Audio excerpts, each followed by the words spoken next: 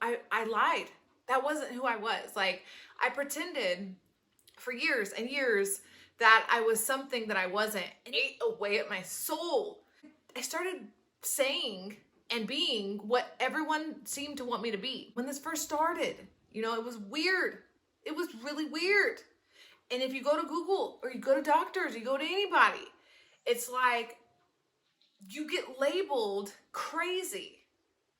And for years, I was scared to just speak my truth and say, you know what? I've been living under this umbrella of depression and I can't do it anymore. It physically hurts to lie. It physically hurts to pretend that I'm happy. I don't want to be that anymore.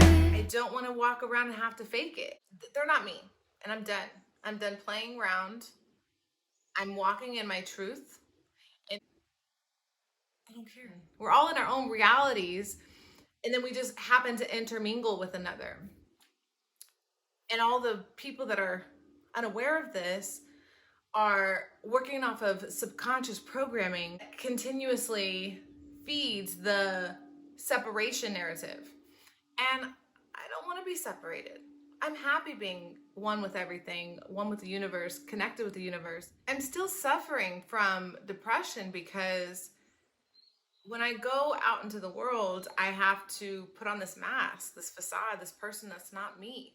I look in the mirror and I don't see myself. I see someone who has to literally put on costumes like it's Halloween.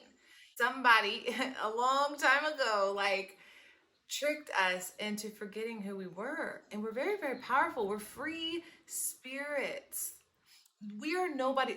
This is the beauty of this dimension. Like, at all times, we have a choice. Every single encounter that I've experienced negatively in my life has been my choice. I have brought all energy that I have attracted into my life by choice through ways that my mind was molded to perceive this reality. For example, if you're taught Spanish and you grow up speaking Spanish, you're not going to understand when someone walks up to you and speaks French in a world that speaks multiple languages.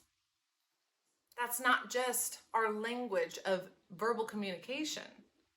There's telepathy and clairvoyance, clairaudience. Your environment is constantly speaking to you. And if you identify with that, if you connect with that, you get labeled a freaking lunatic, schizophrenic, or delusional, hallucinating. I don't know if you can even identify scientifically, medically, that a hallucination isn't real. How do you prove that what someone else is seeing with their own eyes isn't real? Like, how do you do that? Because you can't. If someone is in front of you and they see something that you can't see, why are they crazy? Why? Yeah, you know what I'm saying? Not only that, and we also create our own reality. We do. You're raised in a small community, everybody was that way. And then you go out in the big world and you're like, whoa, there's a lot going on here. It's the same concept. We're taught this limited perspective when there's a lot more going on. And once you walk out into it and you're like, oh, so I'm not meant to overwork myself. I'm not supposed to have aches and pains. I'm not supposed to be sad, hate my job, be depressed.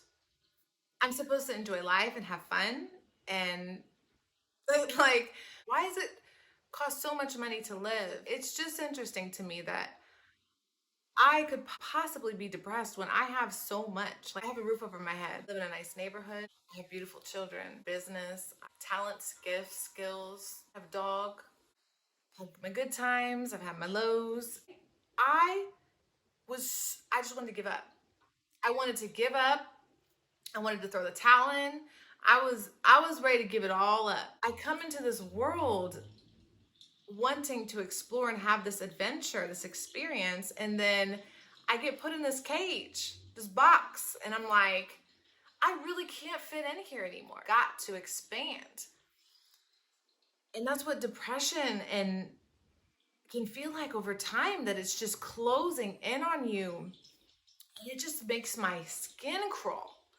Lately, I've literally been at work feeling as if my spirit is gonna like shed my its skin, as in my physical body is gonna fall and faint to the ground, and my spirit's gonna wake up in the astral plane, and I'm gonna be free because it's so physically uncomfortable to be in my skin.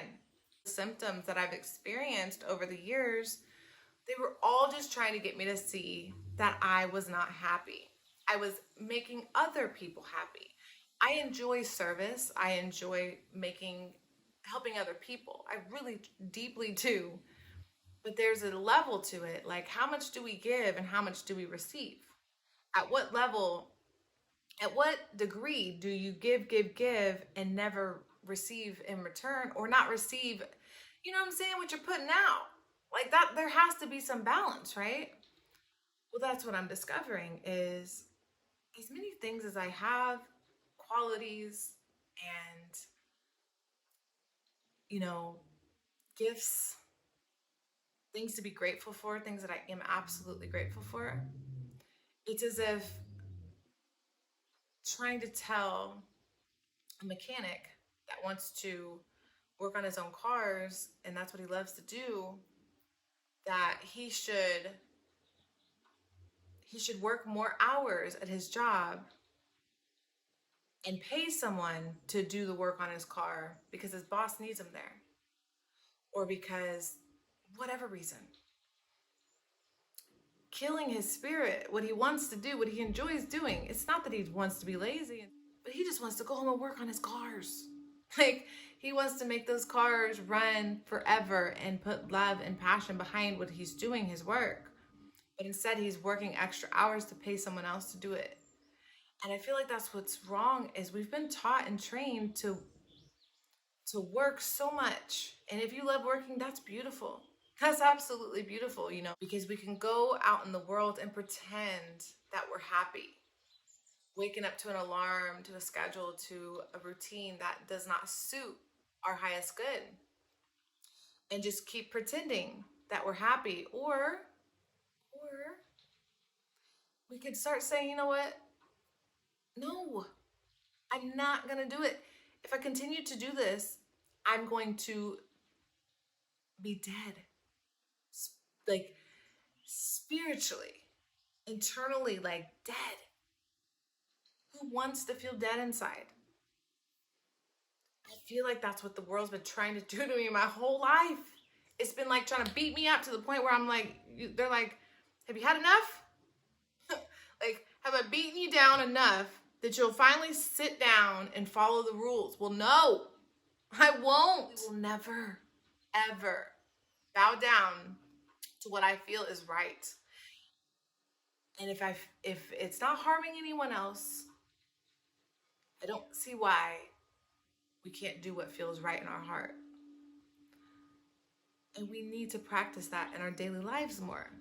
Bringing ourselves to a place of love and actually enjoying where we are right now. Because when we don't, what depression does is it sends you to the future or it sends you to the past. And you're gonna ruminate about the past and what the past did and how the past made you feel and what the past, looked like. And you're gonna pretend that that's still reality, or you're gonna be running in circles, reruns of your past, or you're gonna be dreaming of the future like, man, I can't wait till this needs to happen, the next best thing, the next best person, future. Like, next year I'll get to that. If I want to do it right now. We all entered into this reality, this collective belief that this is the way it is.